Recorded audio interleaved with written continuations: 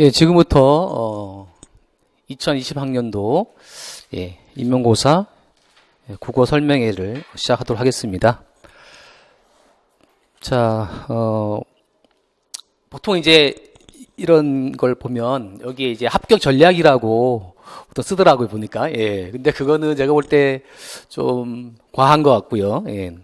그리고 이 자리는 결국 제 강의가 어떠한 특성이 있는 것이고 또 뭐 들을 만한 가치가 있는 것인가, 그 부분에 대해서 평가를 하는 시간이라고 생각합니다.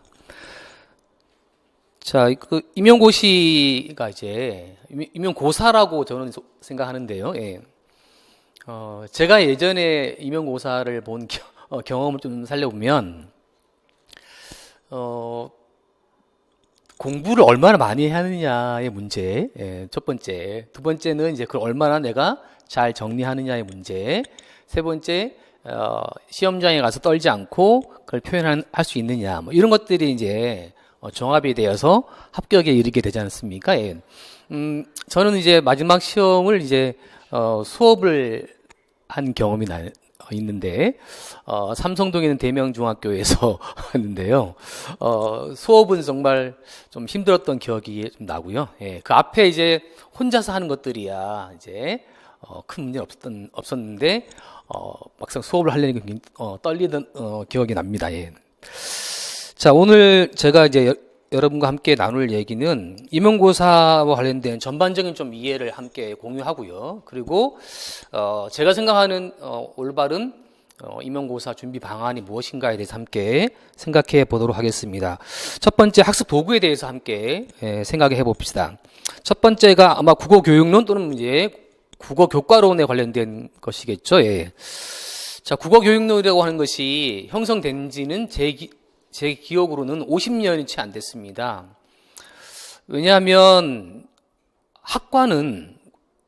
국어교육과 학과는 해방이 되면서부터 생겼죠. 그렇지만 그때 국어교육과라고 하는 것은 결국은 국문과나 또는 이제 뭐 국문학과에서 문학 전공자, 어학 전공자 분들 중에서 교육에 관심이 있는 분들이 이제 그래도 뭐 국어교육학과니까 뭔가 좀 있어야 되지 않겠냐고 생각해서 이제 만들어낸 것이 국어교과론 또는 국어교육학인데, 근데 문제는 이제 어떤 하나의 학문이 형성되려면 사실 오랜 동안의 논쟁과 논의와 뭐 또 연구를 통해서 정립이 되는 건데요, 그렇죠? 예. 근데 사실 이 국어교육학은 이것은 이제 해방 직후에부터 시작됐다고 보는 것이 맞는 것 같아요. 예. 그러다 보니까 여기에 이제 들어오는 이제 여러 학자들이 계시겠죠. 예. 근데 이분들이 이제 근데 예를 들면 경제학이라고 하면 실체가 있잖아요, 그렇죠?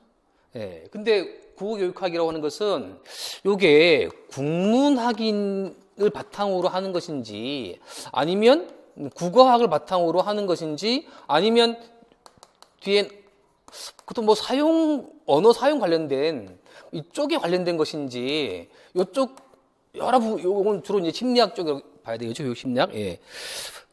마구 들어오다 보니까 사실은 국어교육론이라고 하는 이름으로 붙어 있는 또는 뭐 국어교육의 이해라고 붙어 있는 여러 책들을 보시면 내용이 다 달라요. 예. 기본적인 예를 들면 경제학 개론하면 어떤 책을 사도 케인즈 이야기는 다 나오는 것이고 공통된 내용이 있는데 여기는 이제 좀 문제가 있어요. 그래서 근데 자, 이 국어 교육학은 근데 우리가 아예 배제하고 임용고사 준비할 수는 없습니다. 왜냐하면 이것이 바탕이 되어서 나오는 것이 교육 과정이잖아요. 그렇죠? 이렇게 나오는 거잖아요. 자, 교육 과정은 현재 교육과정평가원에서 만듭니다. 그렇죠? 만들지만 그 만드는 내용의 바탕은 여기 있단 말이에요. 그렇죠? 예. 여기 있으니까 이걸 완전히 무시할 수는 없다라고 생각이 듭니다. 도구로서. 첫 번째. 자, 두 번째가 이제 교육 과정이 되겠습니다. 사실 여러분들이 가장 중요하게 생각하는 것이죠. 예, 가장 중요하게 생각하는 것입니다. 그래서 이제 교육 과정을 한 장에 정리를 해서 화법 관련된 부분 한 장, 독서 한 장, 읽기 한 장 이렇게 해서 이제 만들어내고 그걸 가지고 이제 머릿속에 집어넣는 과정들을 하는 걸 제가 알고 있습니다. 예. 그런데 좀 생각을 해 보아야 될 것은 여러분, 자 혹시 올해 시험 보셨나요, 두 분? 아니에요. 예. 올해 이제 11월에 치른 시험 문제를 보면 교육 과정을 몰라서 답안을 못 쓰는 문제는 없더라고요. 예. 근데 이제 우리는 왜 교육 과정을 거의 신처럼 모시면서 아예 외워버려야 되겠다라고 생각하고 주로 이쪽 관련해서 이제 수업을 많이 하더라고요. 제가 이쪽에 있는 강의들을 좀 이제 시청을 했어요. 여러 선생님들이 이제 강의를 시청했는데 여기에 굉장히 관심을 가지고 그 다음에 여기서 나오는 교과서, 예. 교과서에서 이제 학습 활동 있잖아요. 요쪽에 요거를 이제 요거 접목시켜서 이제 여기 나오는 학습 활동을 교육 과정을 통해서 연결해서 문제를 풀어보는 그 활동들이 제가 이쪽 노량진의 임용고시 국어 전공의 수업의 거의 전부라고 저는 생각을 하고 있습니다. 예. 자, 근데 여기서 좀 생각을 해봐야 될 것은 뭐냐면 요 부분입니다, 여러분. 예. 한 장 넘기시면 제 프로필 나와 있는데 그 프로필 중에 보면은 7차 교육과정 문학교과서 집필 하나 있습니다. 그쵸? 네. 그래서 문학교과서를 써서 예. 한 10년 가까이 이제 학교 현장에서 사용됐는데요. 그때가 좀 애매해서 보통 교과서가 5년을 못 넘기는데 되게 오랫동안 이제 사용이 됐습니다. 자, 근데 여러분 교과서 개발을 말씀드리겠습니다. 자, 교과서 개발은 보통 1년 합니다. 자, 교수를 섭외하죠. 섭외해서 이제 모여서 자, 우리는 이러이러한 방향에서 교과서를 집필합시다 라는 방향을 결정하는 데까지 보통 한 달 걸립니다. 왜냐하면 교수들이 모임을 한다고 하는 게 쉬운 건 아니거든요. 바쁘다 보니까. 자, 그 다음에 이제 또 한 달 정도 모여가지고 자, 그럼 이제 각자 맡은 파트를 함께 연구해 봅시다 해서 파트를 나눠요. 예. 저는 이제 고전 문학 맡았습니다. 예. 그러면 이제 각자 이제 제재를 선정하죠. 제재 선정한 거 가지고 한 장 또 얘기해요. 그렇지만 선정한 선생에게 우선권이 있기 때문에 그분의 생각대로 제재를 선정하고 그 다음에 집필에 들어갑니다. 자, 근데 제재에 대한 뭐 날개 부분에 해설을 달아야죠, 그렇죠? 또 그 작품에 관련된 어떤 이해와 감상의 어떤 요지를 남겨줘야 되겠죠? 그렇게 하다 보면 진짜 세월이 진짜 많이 갑니다. 자, 그러면 마지막 단계가 이거거든요. 학습 활동을 쓰는 거예요. 쓰는데 사실은 되게 중요하잖아요. 학생들이 앞에서 제재 학습을 하고 난 다음에 이걸 통해서 그 제재를 이해할 뿐만 아니라 그 단원의 학습 목표까지 도달해야 되는 거니까 사실은 엄청 중요한 과정이란 말이에요. 근데 이 부분은 전적으로 그 단독 집필자 그 부분 맡은 부분 있죠. 예. 그 부분 맡은 교수의 재량이에요. 이 부분에 생각을 그대로 들어있는 거예요. 그러다 보니까 사실 교과서를 만드는 사람 입장에서는 이 부분에 대한 공이 생각보다 덜 들어간다는 것입니다. 예를 들면 교육 과정을 반영해서 학습 활동을 구성한다. 그건 안 되는 거예요. 안 되고 그냥 오히려 제재, 이 앞에 있는 제재 있잖아요. 예. 이 제재에 관련된 부분에 대해서만 만들어내는 거죠. 예. 그러다 보니까 나중에 이제 교사형 지도서를 쓰는데 어떤 문제 생기냐면요. 내가 이런 학습 활동을 냈나? 그런 이제 의문이 생길 때가 있어요. 그래서 답안을 써야 예시 답안을 써줘야 되는데 사실 아이디어가 안 떠오르는, 다시 말하면 예시 답안을 생각하고 학습 활동을 구성한 것이 아니라 일단 교과서가 빨리 나와야 되니까 학습 활동 먼저 내보내고 그 다음에 이제 합격하면 그 다음에 교사형 지필서를 쓰게 되는데 그 과정에서 굉장히 곤란했던 기억이 납니다.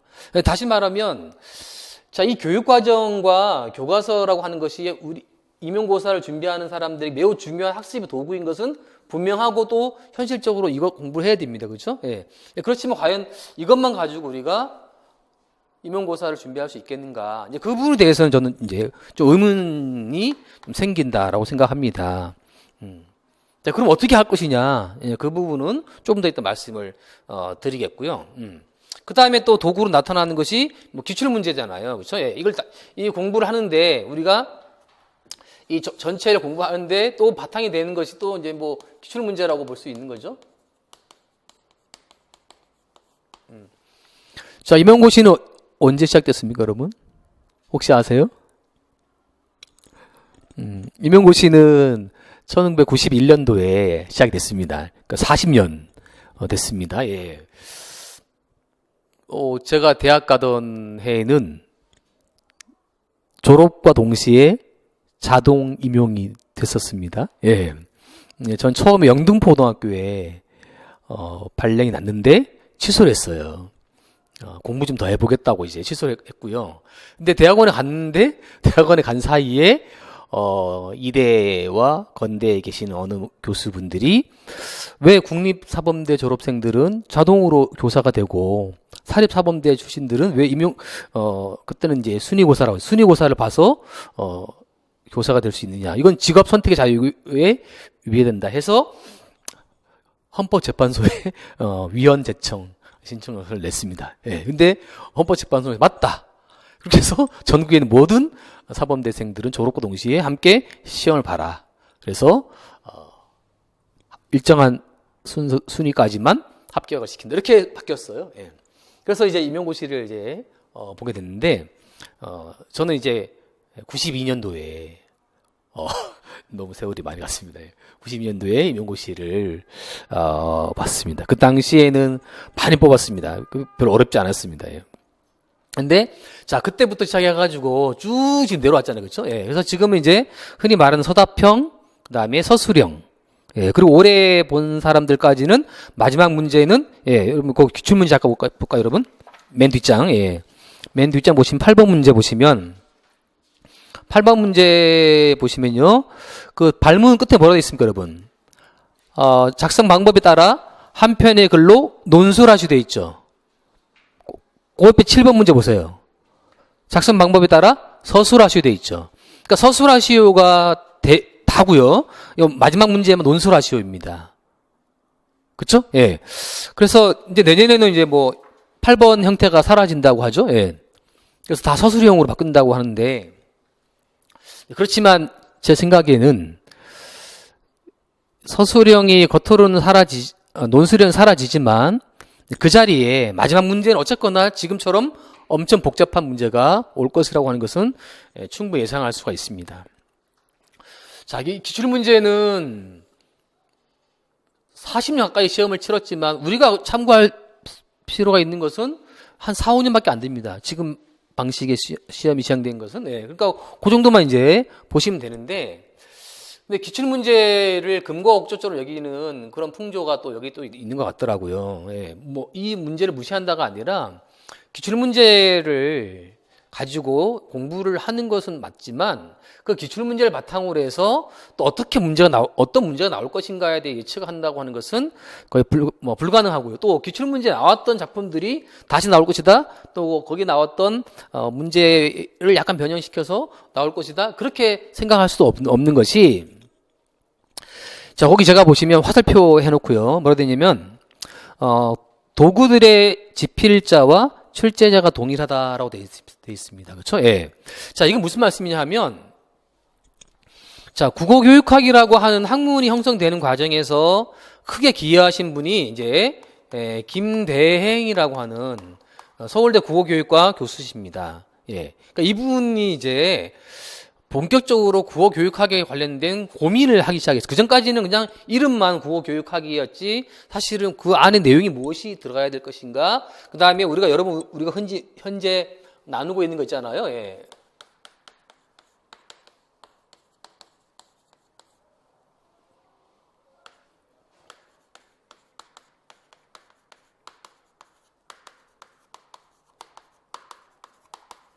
이렇게 이제 현재 국어 과목 영역의 하위 영역을 이제 나누지 않습니까? 예. 근데 이렇게 정립하는 데까지도 오랜 시간 걸렸어요. 아예 이걸 둘을 이제 처음에 분리했죠. 분리해서 이쪽에 네 개를 잡고 그다음에 내용항으로 문학 잡고 그다음에 요 문법은 한동안 들어가지 않다가 이제 요렇게 6개로 이제 이제 형성됐는데, 그러니까 요 과정에서 상당히 크게 기여하신 분이 이분인데요. 근데 이분이 수학능력 시험까지 만들었어요. 예. 그리고 이분들의 제자들이 현재 대학에 쭉 포진돼 있죠. 한양대학교 정재찬, 유수열 교수, 예. 그리고 서울시립대학의 서유경 교수, 그다음에 경인교대의 김창원 교수, 그다음에 형주교대 염은열 교수. 그러니까 이런 분들 또 춘천교대 이도영, 그다음 이성영, 김상우 이런 사람들이 이 국어교육학을라고 한 책을 만들 때도 기여하고 학문 형성 때 기여하고 그다음에 교육까지 만들 때 이분들이 만들었어요. 그리고 출제하셨어요. 그리고 교과서 집필하고 있습니다. 현재. 그래서 이 지금 학습 도구들의 집필자나 뭐 출제자가 되건 집필자가 되건 간에 이게 동일하다는 거예요. 이게 약간 마피아적인 좀 특성이 있지만 서울대 국어교육과 출신들입니다. 예, 모두가 다. 예, 모두가 다. 예. 그래서 그분들이 우리가 학습을 해야 되는 도구들을 다 관장하고 있는 분들이라고 생각을 해보면, 그러면 이제 이것들을 우리가 차례차례 접근해서 공부를 하는데 어떻게 이걸 통합할 것이냐, 통합할 것이냐에 관련된 부분에 대한 고민을 여러분들 1년 동안 공부하시면서 차근차근 정리를 하셔야 됩니다. 마지막으로 이제 뭐 더 추가되는 것이 이제 수능 기출이잖아요. 예. 수능 기출을 이제 또 얘기하는데, 뭐 현실적으로 당장 이제 우리가 연습할 수 있는 것이 없으니까 수능 기출에서 보기가 들어있는 문제들을 좀 변형해서 좀 풀어보자라고 얘기를 하는 것을 알고 있습니다. 이거 필요하죠. 필요하지만 사실은 제가 볼 때는 그렇게 크게 도움이 되는 것 같지는 않습니다. 자, 학습 도구에 대해서 생각해 봤고요. 자, 이번에는 임용고사 합격을 위한 능력에 대해서 함께 생각해 보도록 하겠습니다. 자, 시험에 합격하기 어떤 능력이 필요한가에 대해서 생각을 해보도록 하겠습니다. 제가 생각할 때 가장 중요한 것은 제가 볼 때 역시 프린트 있는 것처럼 사고력, 사유 능력이라고 생각이 됩니다. 예. 자, 이제 임용고사 준비를 하게 되면 이제 선생님들이 엄청나게 많은 자료들을 제공하고 또 수업을 통해서 또 여러분에게 지식과 또 뭐 정보와 또 내용과 그것들을 이제 제공해 주면 그걸 여러분들이 이제 소화를 해야 되잖아요. 그렇죠? 예. 자, 수학력 시험을 한번 생각해 봅시다, 여러분. 수학력 시험은 국어라고 하는 과목 안에서 예를 들면 EBS 교재를 충실하게 풀이하고 또 수업 시간에 정확하게 듣고 하면 사실 수학 능력 시험이라고 할 때 수학이라고 하는 게 공부를 할 수 있는 그런 뜻이잖아요. 그렇죠? 예. 근데 그런 것들을 이제 얻어낼 수 있지만 사실 사고력이 그렇게 필요한 건 아닙니다. 그런데 임용고사를 치를 때 정말 중요한 게 저는 사고력이라는 생각이 듭니다. 이건 무슨 말씀이냐면 그 밑에 하위 2부터 10까지 돼 있지 않습니까? 예. 그것들을 관장하고 있는, 통화하고 있는 것이 사고력과 사유능력이라고 생각되는데, 아무리 내게 정보가 많이 주어져도 또 개념이 많이 주어져도 또 어떤 지식이 주어져도 그것들을 내 것으로 만드는 과정에서는 제일 중요한 게 제가 볼 때는 이 사고력 또는 사유능력이라고 생각이 들어요. 내 것화 만드는 것. 어려우면 내면화라고 하던데, 내 것으로 만드는 과정에서는 생각을 많이 해야 된다. 또 수업을 들으시면서 막 메모를 열심히 하는 것이 저는 중요하다고 생각하지 않아요.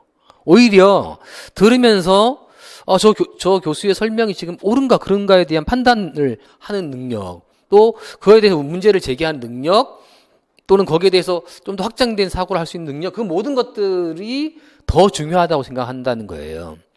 자, 수업은 이제 일주일에 몇 시간 듣게 되겠죠. 그쵸? 예, 그 나머지는 다 혼자 공부하는 시간이에요. 근데 그 혼자 공부하는 시간에 내가 어떤 글을 읽을 수도 있고, 또는 자료를 정리할 수도 있지 않습니까? 이제 그때 그것이 과연 내 것이 되느냐 안 되느냐를 판단할 수 있어야지만이, 그래야 이제, 그 자료가, 그 정보가, 그 지식이 내 것이 되는 것이고, 그 다음에 이 시험 문제에 가서, 네, 정답을 쓸 수 있는 거지 않습니까? 그렇죠? 네. 그래서 많은 학생들이 이렇게 생각할 수 있어요. 공부량에 비해서 그것들을 바탕으로 해서 언어로 표현하는 거, 거기 제가 7번 문자로 표현하기 능력 돼 있잖아요. 그 문자로 표현하는 능력은 과연 얼마나 되느냐. 이제 그 부분이 저는 오히려 더 중요한 포인트인데, 그렇게 하려면 이걸 바탕으로 해야 된다는 거죠. 여기를 바탕에 두고 이루어져야 한다는 것입니다. 예. 자, 그와 연결시켜 두 번째는 자료와 정보를 이해하는 능력. 예, 이해 능력이 필요하다. 이것들을 하려면 이해가 일단 있어야 된다. 그러니까 정보가 주어졌는데 그 정보들이 과연 내가 온전히 내 것으로 만들어서 이해를 하고 있느냐에 대해서 생각해 봐야 되는 거죠. 자, 여러분, 교육과정 보시면 뭐 성격이 나와 있고, 그렇죠? 예, 그다음에 기르고자 하는 인간상 나와 있고, 그다음에 뭐 성취해야 될 것들 나와 있고, 그다음에 학습 방법, 평가 방법 쭉 나와 있는데, 그것들을 내가 체계적으로 정리를 할 수 있어야 된다. 그걸 단순히 요약해서 한 장으로 만드는 게 중요한 것이 아니라, 자, 예를 들면 뭐 9-1에 있을 때 여기 항목과 9-2 항목 어떤 관계가 있느냐. 그러니까 이것들을 그냥 정리해가지고 그냥 주는 것이 아니라 이것들이 어떤 관계가 있는지에 대해서 생각을 함께 해봐야 되는 건데, 그 부분을 하지 못하면 이해력이 부족하다라고 생각할 수 없어요. 그 다음에 세 번째는 구조화 능력인데요. 자, 사고를 바탕으로 해서 내게 주어진 정보와 자료와 지식들을 일관된 모양으로 만들어낸 능력, 구조화 능력이라고 말씀드릴 수가 있는 것이고요. 그 다음에 변형 능력, 적용 능력입니다. 변형과 적용인데, 변형이라고 하는 것은 내가 학습한 것들을 바탕으로 했을 때 문제를 내는 사람이 조금 비틀어도 이것은 교육과정의 이러이러한 내용과 관련된 문제구나라고 생각하고 그것을 능동적으로 대응할 수 있는 능력을 가리키는 것이고요. 적용 능력은 그거와 뭐 연결될 수도 있지만 내 자료들이 또는 정보들이, 지식들이, 뭐 개념들이 문제가 됐을 때, 곧장 그 문제와 결합시켜서 답안을 써낸 능력이 되겠습니다. 그 다음에 이거는 뭐 기본이죠. 발문. 네. 발문 이해 능력이 되는데요. 예. 자, 기출문제 보면은, 예, 지금 잠깐 볼까요, 여러분? 예, 1번 문제 한번 볼까요? 자, 가는 상대를 배려하며 말할 수 있다 라는 학습 목표를 성취하기 위한 대화 자료이고, 나는 42월 수업 계획의 일부이다. 대화상의 문제점을 작성 방법에 따라 서술하시오 했으니까, 사실은 문제 번호 옆에 붙어 있는 지금 세 줄짜리는 별 중요하진 않아요.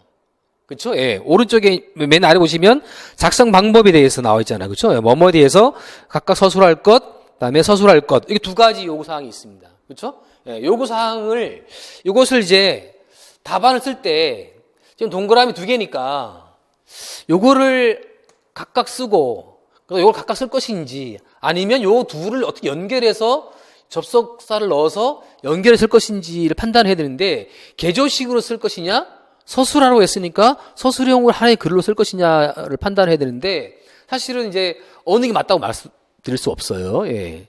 자, 제가 예전에 이제 임용고시 채점을 3년 해봤는데요.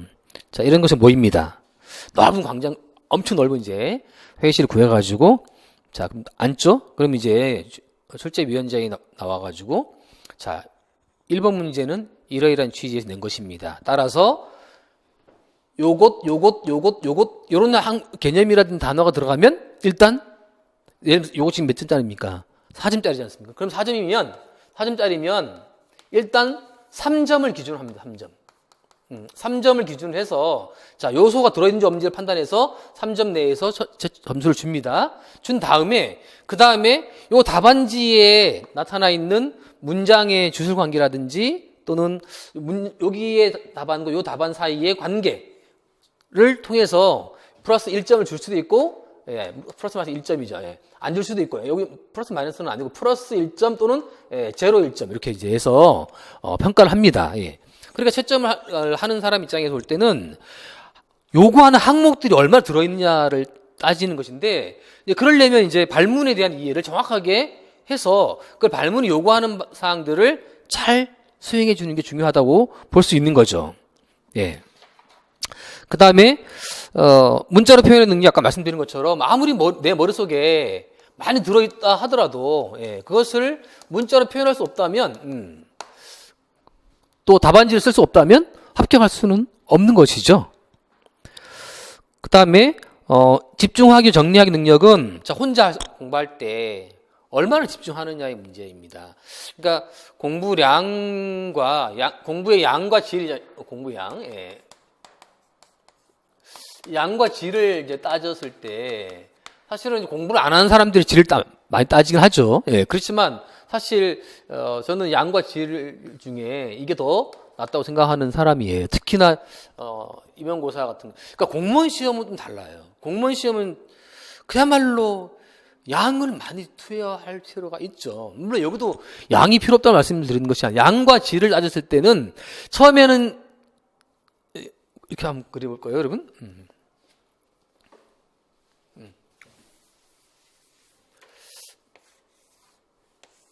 이렇게 이제 따졌을 때요. 예. 그러니까 이제 여기를 이제 양이라고 하고요. 이걸 질이라고 합시다. 예. 이렇게 이제 11월 내년 11월이라고 가정해 봅시다. 예. 그랬을 때 처음에는 학습의 양이 중요하죠. 그렇죠? 학습량을 늘려야 됩니다. 근데 이 시간이 가면 갈수록 질적인 학습이 늘어나야 됩니다. 예. 요러려면 이제 이것들이 필요하다는 거죠. 자, 여러분 제가 볼 때 한 4월, 그러니까 1월부터 수업 시작해서 한 4월 정도까지, 그러니까 보통 두 강좌가 되겠죠. 예. 그러니까 두 강좌를 듣고 나면 4월 말쯤 되면요. 예. 4월 말쯤 되면 웬만한 내용은 다 습득한 거예요. 그 다음부터 이 남은 5, 6, 7, 8, 9, 11 하면 그까지 한 6개월 가까이 되는 시간 동안은 계속해서 정리하고 체계화하고 구조화하는 과정이 이어지게 되는 겁니다. 그래서 내가 공부하면서 얼마나 집중할 수 있느냐, 집중력 같은 것들도 매우 중요한 사회 능력 중에 포함되는 것이고요. 그 다음에 이제 또 마지막으로 이제 체계화 능력. 그러니까 최종 단계에서 꼭 필요한 정보들만 추려서 정리한 능력을 가리키는 거죠. 예. 마지막에 우공이산의 마음이라고 하는 것은 이게 엄청 긴 싸움이고요. 그리고 여러분들이 이제 공부를 하시는 과정에서 함께 동료들과 함께 공부하는 과정도 있지만 결국 혼자 하는 거잖아요. 그렇죠? 예. 사실 여러분 지금 살아오시면서 지금까지 혼자 공부를 1년 동안 해본 경험은 거의 없을 거예요. 어딘가 속해서 공부를 했었고 했는데 결국은 이제 이 임용고사라고 하는 것은 혼자와의 싸움이고 혼자 해결해야 되는 과정인데 그럴 때 이제 양질 관리를 잘하면서 내가 정보를 얼마나 체계할 수 있느냐 하는 게 매우 중요하게 생각되는 것이고요. 그 다음에 임용고사의 체계에 대해 함께 생각해 보도록 하겠습니다. 이미 말씀드린 것 마찬가지인데요. 자, 맨 바탕에 국어과 교육론이 바탕을 이루게 되겠죠. 그렇죠? 예, 그 위에서 국어과 교육과정을 통해서 교과 교육론의 내용을 구조화하고 체계화하는 과정이 이루어지게 되고요. 그걸 통해서 중학교, 고등학교 교과서가 만들어지는 것은 적용이라고 말할 수 있겠죠. 그다음에 그걸 통해서 이제 우리가 만나는 임용고사 문제는 그래서 응용시켜서 문제화해내는 과정이라고 말씀드릴 수가 있는데 이 네 개의 과정들을 우리가 다 수용해야 되겠죠. 자, 넘겨보겠습니다. 예. 자, 현행 임용고사 이해는 지금 우리가 치르고 있는 뭐 서답형, 서술형 요 이제 시험에 대해서 좀 생각을 해보면 아까 제가 채점 말씀드렸지 않습니까? 그렇죠? 예. 그래서 채점을 하는 사람 입장에서 답안을 쓸 수 있는 그런 과정을 좀 밟아야 되는데, 그러니까 제가 볼 때는 문제를 아무리 잘 이해하고 답안을 써도 그 답안이 내 중심으로 쓰느냐, 아니면 그 답안을 읽는 사람 중심으로 쓰느냐의 문제인데요. 우리는 당연히 생각합니다. 아, 당연히 내가 채점하는 사람들 생각하면 쓰죠. 라고 말하지만 사실 답안을 읽어보면 그렇지 않습니다. 생각해. 제가 채점을 해본 기억에 따르면요. 예, 생각보다 정말 정성스럽게 쓰지만 답안을 읽는 사람 입장에서 볼 때는 요구사항들이 정확히 반영된 것들을 보기가 좀 힘들고, 그래서 1년 내내 공부하신 답안이지만 채점을 하는 사람 입장에서는 그건 30초도 안 읽고 채점을 하게 되고 그런 과정들을 거친다라고 하는 부분들을 좀 생각을 해보면 이 임용고사를 준비하는 과정에서 우리가 어떤 것들을 더 많이 생각하고 더 많이 이해하고 더 준비해야 될 것인가, 그 부분은 이제 좀 차차 더 말씀을 드리도록 하겠고요. 자, 임용고사 준비의 논점에 대해서 좀 생각해 보도록 하겠습니다. 자, 이제 임용고사 이제 시험 이제 공부가 시작되면 보통 1월부터 이제 1월 주째부터 이렇게 이제 보통 이제 나눠지잖아요. 그렇죠? 예. 뭐 이렇게 보통 이제 나눠집니다. 두 단위들은 나눠지는데요. 많은 선생님들이 어떤 식으로 이제 임용고사 수업의 방향이 흘러왔냐면 초기에는 이렇게 했습니다. 예. 그러니까 이거 하고 그다음에 이렇게 하는 과정을 통해서 이제 시험 준비를 해왔는데, 그런데 요즘 경향은 어떻게 되냐면 이거 거의 이제 무시합니다. 거의 무시하고 바로 교육과정과 교과서 학습활동 또는 교육과정과 기출문제와 연결시켜서 또는 이제 모의평가를 이제 모의문화 만들어서 적용하는 그런 식으로 수업이 진행되는 것을 저는 이제 실전형이라고 이제 이름 붙였습니다. 처음부터 아예 실전 학습을 하자라고 이제 생각하시는 것이고요. 두 번째는 이제 체계형이라고 하는 것은 이론적 학습을 먼저 하고 그 위에 구체적인 이제 적용과 문제 풀이를 하는 과정을 말씀드리는 것입니다. 예. 어떤 것이 옳다 그르다의 문제는 아니고요. 이제 어느 게 좀 더 효율적이냐의 문제가 이제 여기에 해당이 되겠죠. 그렇죠? 예. 그러니까 저는 이제 후자를 좀 더 이제 지지하는 편인데요. 강의를 듣는 입장에서는 지루할 수 있죠, 그렇죠? 예, 이게 왜냐하면 이론적 학습을 중심으로 하다 보면 수업을 듣는 사람 입장에서는 저게 지금 당장에 이 문제를 풀이하는데 도대체 어떤 도움이 된다는 것인지에 대해서 의문이 생길 수밖에 없습니다. 그렇지만 이제 그렇다고 해서 이것만 줄창하고 그다음에 또 이것만 줄창 그렇게 할 수는 없는 거죠, 그렇죠? 예.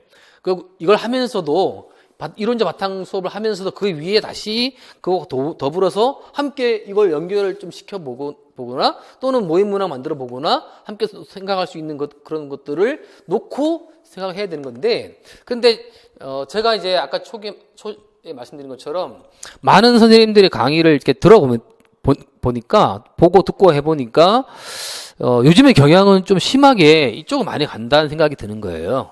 예, 이쪽에 대한 무시를 많이 하고 있다는 생각을 하게 되는데, 아까 말씀드린 것처럼 이 모든 과정들을 집필하고 또 출제하신 사람들이 동일하다라고 한다면, 그렇다면 이 네 개, 크게 네 개로 봅시다. 이 크게 네 개의 부분들은 우리가 함께 더불어서 수업을 하는데, 이 부분을 저는 일단은 1, 2월 달에는 반드시 학습을 해야 된다라고 생각을 하고요. 예. 그 다음에 자기 점검에 대해서 생각해 보도록 하겠습니다. 자, 나는 이제 이 임용고사를 치를 사람인데 과연 나는 어느 정도의 이제 적성을 가지고 있는가? 나는 정말 이거 아니면 길이 없다 라는 마음을 가지고 공부를 하셔야 합격의 가능성이 커지는 것이죠. 한번 해볼까가 아니라 목숨 걸고 해보겠다. 이거 아닌 난 길이 없다라고 생각을 하실 수 있어야 되겠고요. 그 다음에 절실함의 문제입니다. 공부는 절실함에서 나온다고 저는 생각해요. 사람이 절실함이 없으면 좀 하다가 힘들면 주저앉게 되는 것이죠. 그래서 또 새마음 먹고 공부하다가 또 주저앉게 되고, 사람 공부라고 하는 게 계속해서 효율성 높아갈 수는 없어요. 그렇죠? 네, 공부라고 하는 거 과정 자체가 기본적으로 뭐 구불구불 하면서 이제 올라가는 과정이라고 생각되는데, 그럼 여기 이런 데서 우리가 난 어떻게 이겨내고 마지막 도달점까지 갈 수 있느냐. 그 문제에서는 절실함이 가장 중요한 무기다라고 생각되고요. 그 다음에 세 번째는 나는 현재 학습 수준이 어느 정도인가. 내가 뭐 이미 수업을 여러 번 들어서 많은 부분을 알고 있는지, 아니면 아니 나는 아직도 지금 거의 초기 단계이니까 너무 많은 것들을 준비해야 되는 단계인지를 판단하는 것이 필요하고요. 그 다음에 스스로 하는 학습과 학원에서 받는 보조학습 사이의 관계를 적절하게 조화를 이룰 수 있느냐. 저는 뭐 단언하건대요. 자가학습이 안 되는 학생이 학원 학습을 해도 소용이 없다고 생각합니다. 자가학습 능력이 아까 말씀드린 이런 것들이죠. 예. 이것들이 자가학습 능력인데 이것들이 있어야 된다고 생각하고요. 그 다음에 나는 이제 학습을 수행할 때 나름대로 방법론적 원칙이 있는가. 그냥 주어지는 대로 나는 받아서 정리하는 것이 내 방법론인지, 아니 내 나름대로의 방법론을 가지고 자료를 정리한다든지 수업을 듣는다든지 그 둘을 연결한다든지 또는 스스로 공부하는 것을 한다든지 그런 방법 원칙에 관련된 문제가 역시 여러분들에게 좀 있어야 된다고 생각을 합니다. 자, 저는 이제 서울대 국어교육을 나오고 뭐 대학원 이제 과정 공부하고, 그리고 이제 박사 과정을 할 때 아까 말씀드린 것처럼 채점을 했었고요. 그리고 이제 임용고시를 이제 두 번 2회 이제 시험을 통해서 이제 교사로 이제 발령을 받았습니다. 지금 무학 중학교인데요. 옛날에는 무학 여중, 무학 여고 이렇게 있었습니다. 근데 이제 제가 이제 선생님을 이렇게 한 4년 이제 하는 과정에서 국어 교사라고 하는 자리가 생각하기에 따라서 매우 재미있는 과목이 될 수도 있고, 교사 입장에서 말씀드린 겁니다. 그 다음에 또 생각하기에 따라서 엄청 고여있는 물 같은 생각이 들었어요. 한번 연구를 하고 나면 그 다음에는 그렇게 뭐 많이 필요 없는 그런 이제 자리였는데, 제가 교사를 그만둔 이유는 그 고여있는 물이라고 하는 생각이 너무 강했기 때문입니다. 그리고 그때는 또 공부를 더 하고 싶은 마음까지 이제 더불어서 있었는데, 학교에서는 이제 그 병행이 안 돼서 이제 부득이하게 교사 자리를 이제 물러나왔지만, 지금까지 저는 이제 그렇다고 교육계를 떠나서 살아본 적은 한 번도 없습니다. 그래서 여러분과 함께 수업을 이제 하게 된다면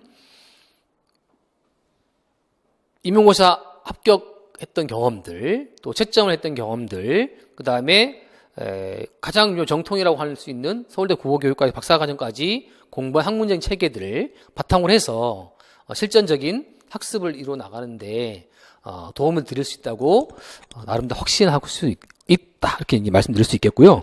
그리고 이제 교과서까지 집필을 해봤기 때문에 임용고시 전반적인 부분에 대해서 누구보다 체계적인 수업, 또 체계적인 학습, 그 다음에 합격에 관련된 전략들을 제공할 수 있을 것이라고 생각이 듭니다. 혹시 질문 있으시면 질문하시고요.